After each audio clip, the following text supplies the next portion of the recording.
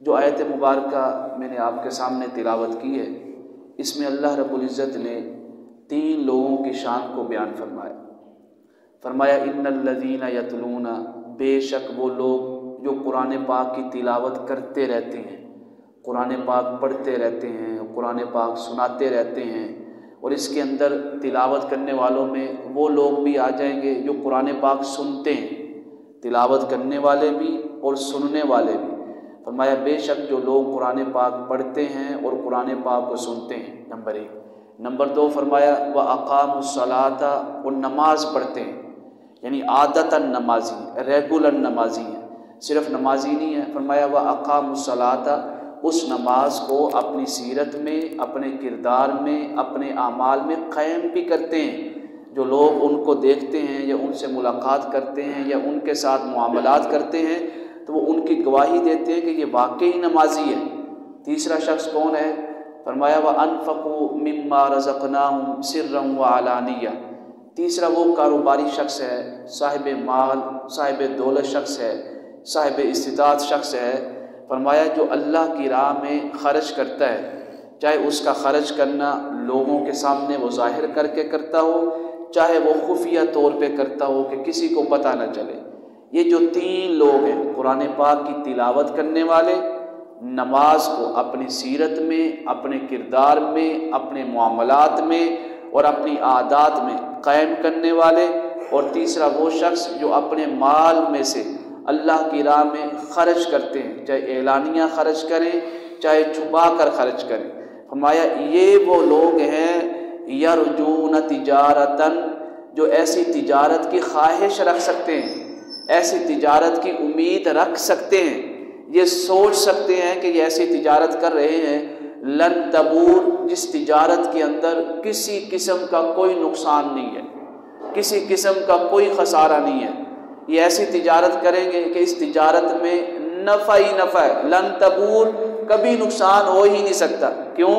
تلاوت کرنے والا، نماز قائم کرنے والا اور اللہ کی راہ میں اپنا مال خرچ کرنے والا، یہ تینوں لوگ کس کے ساتھ تجارت کر رہے ہیں؟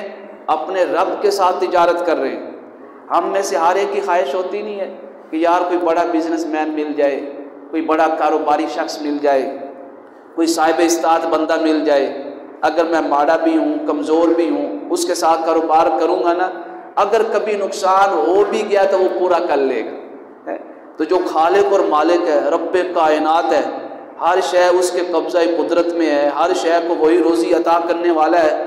ایک بڑے بزنس مین، ایک بڑے کاروباری شخص کے ساتھ ہم تجارت کرنے کی خواہش تو رکھتے ہیں، بڑے منصب حاصل کرنے کی خواہش تو رکھتے ہیں۔ اتنا بڑا کاروبار، اتنی بڑی ذات کے ساتھ، خالق اور مالک کے ساتھ، ہم میں سے ہر ایک کے دل میں خواہش ہونی چاہیے کہ ہماری ان تینوں میں سے کوئی نہ کوئی تجارت ہمارے رب کے ساتھ ہو جائے، یا تجارت قرآن پاک والی ہو جائے، یا تجارت نماز والی ہو جائے، یا پھر تجارت اللہ کی راہ میں خرچ کرنے والی ہو جائے۔ فرمایا یہ ایسی تجارت ہے لیوفیہم اجورہم، جو کچھ تم نے اس کاروبار کے اندر لگایا ہے نا، اس پارٹنرشپ میں لگایا ہے نا، لیوفیہم اجورہم، پورا پورا اس کا بدلہ دیں گے، کوئی بھی کمی کوتاہی نہیں کریں گے۔ فرمایا پورا پورا بدلہ ہی نہیں دیں گے صرف، وَيَزِيدَهُم مِّن فَضْلِهِ، اور اپنی طرف سے، اپنے فضل سے بونس بھی عطا کریں گے، اور بونس بھی ایسا ہوگا جس کی کوئی حد نہیں ہے، 5 6 7، حتیٰ کہ قرآن پاک نے فرمایا جو اللہ تعالیٰ کی طرف سے وہ اپنے فضل سے عطا فرمائے گا۔ مطلب کیا؟ سادہ زبان میں جو بونس عطا فرمائے گا، فرمایا یضاعف لمن یشاء، اس بونس کی کوئی حد نہیں ہوگی۔ ہم ایک نیکی کرتے ہیں، اس ایک نیکی کا اجر کیا ہے، معاوضہ کیا ہے؟ 10 نیکیاں، یہ معاوضہ ہے۔ بونس کیا ہے؟ فرمایا اس کے بارے میں تمہیں کوئی معلوم نہیں ہے۔ ہاں، بونس کی ایک قسم بتا دیتا ہوں، فرمایا نیکی کا اجر جو ہے وہ 10 نیکیاں ہیں، اور اگر بونس دیں تو 700 نیکیوں کے برابر ثواب عطا کریں گے، 700 نیکیاں۔ اس کے بعد پھر فرمایا 700 نیکیوں کے بعد بھی اپنے فضل سے ایسا عطا کریں گے جس کو تم شمار ہی نہیں کر سکتے، اپنی گنتی میں نہیں لا سکتے۔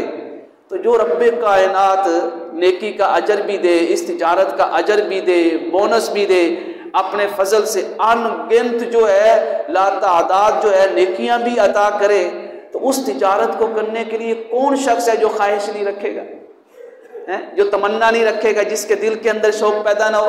فرمایا لیوفیہم اجورہم ویزیدہم من فضلی، بات کہاں پہ ختم کی؟ فرمایا واللہ یرزق من یشاء بغیر حساب، اللہ تعالیٰ بغیر حساب کے عطا فرماتا ہے۔